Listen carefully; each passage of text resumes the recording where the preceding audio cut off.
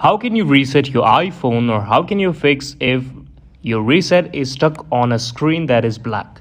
So this video is quite interesting and simple to do if your phone is hanging. So there must be a technical issue which you have to solve in this video. So watch this video till the end and I will show you that how can you easily reset your phone without lagging.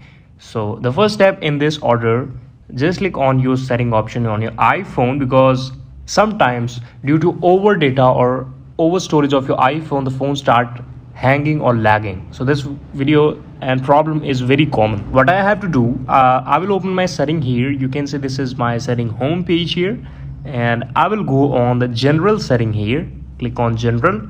After that you have to go on the down here. You just have to go in general setting. I will repeat, go to the general setting, scroll to the down, and you will see the second last option called transfer or reset iPhone.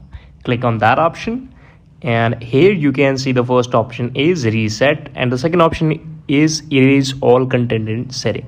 In order to reset or restart your mobile phone, you just have to click on the reset option, and all the settings, all the photos, all the data in your iPhone will be deleted and your phone will be restarted as a new purchase.